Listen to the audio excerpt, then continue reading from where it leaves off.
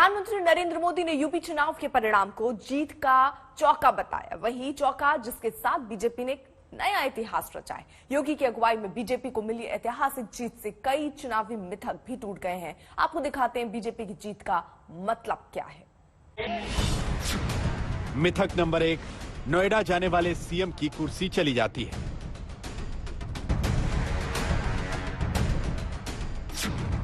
मिथक number 2, UP का विकास नहीं जाती है जीत की गारंटी। मिथक नंबर 3, 37 वर्षों से सत्ताधारी दल की अगले चुनाव में वापसी नहीं हुई। मिथक नंबर 4, एक्सप्रेसवे बनाने वाली सरकार की दोबारा वापसी नहीं होगी।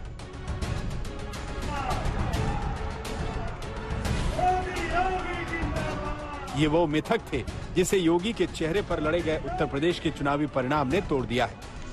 यूपी की प्रचंड और ऐतिहासिक जीत ने अतीत की धारणा को धो दिया। 2022 का चुनाव जाति पर नहीं विकास पर जीता गया।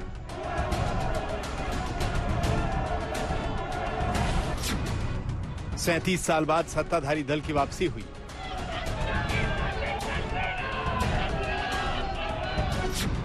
एक्सप्रेसवे बनाने वाले योगी की सत्ता में वापसी।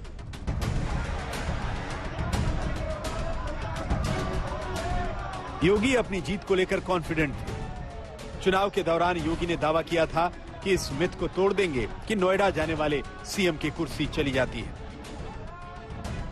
23 और 25 को नोएडा जा रहा हूं, एक मिथक है, इसको हम तोड़ेंगे और उत्तर प्रदेश का विकास हमारे लिए महत्वपूर्ण है। उत्तर प्रदेश की 22 करोड़ जनता के हितों के लिए हम लोग कार्य करने के लिए वहां आए हैं और वह हमारी प्राथमिकता है।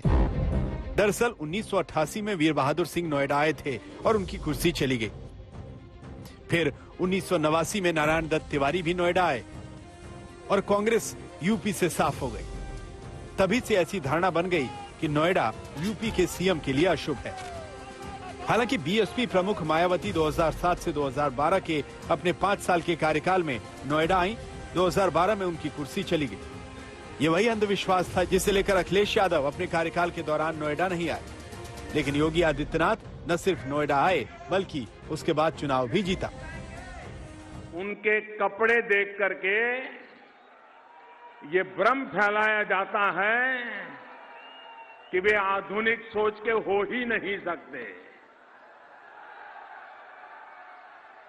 ये पुराण पोथी होंगे, ये मान्यताओं में बंधे हुए होंगे। लेकिन आज मुझे खुशी है कि जिस नोएडा के संबंध में एक छवि बन गई थी कि कोई मुख्यमंत्री यहां आ नहीं सकता है,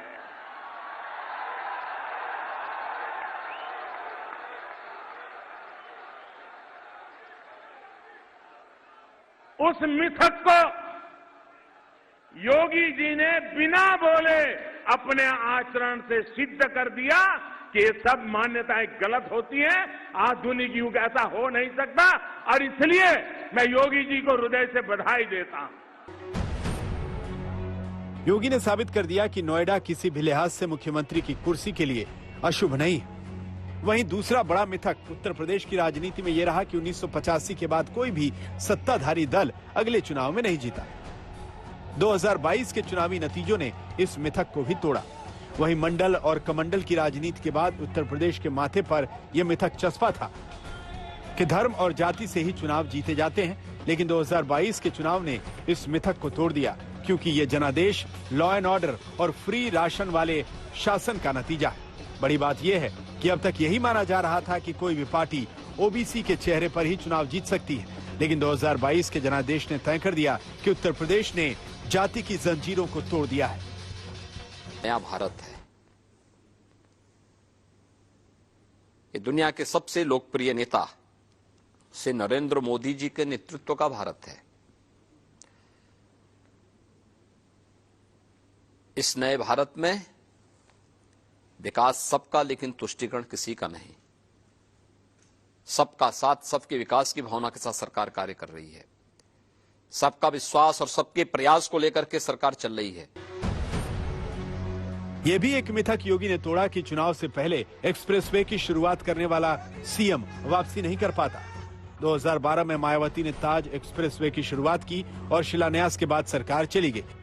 उसके बाद आगरा एक्सप्रेसवे की शुरुआत अखिलेश यादव ने की और उसके बाद वो सत्ता में नहीं लौटे।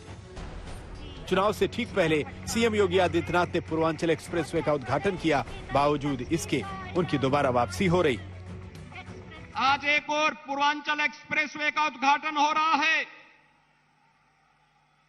दूसरा, बुंदेलखंड को भी एक नए एक्सप्रेसवे के साथ जोड़ने की कार्रवाई तेजी के साथ आगे बढ़ रही है। इसी प्रकार से पश्चिमी उत्तर प्रदेश को पूर्वी उत्तर प्रदेश से जोड़ने के लिए गंगा एक्सप्रेसवे का कार्य कुछ ही दिनों में प्रारंभ होने जा रहा है। गोरखपुर लिंक एक्सप्रेसवे और बलिया लिंक एक्सप्रेसवे भी युद्ध स्तर पर विकास की उस नई प्रक्रिया का हिस्सा बनने जा रहे हैं। योगी आदित्यनाथ ने मोदी के उस नारे को सच कर दिया जिसमें उन्होंने कहा था कि उत्तर प्रदेश में आएंगे तो योगी ही। भाजपा ही आएंगे तो योगी ही। कुमार अभिषेक, लखनऊ, आज तक।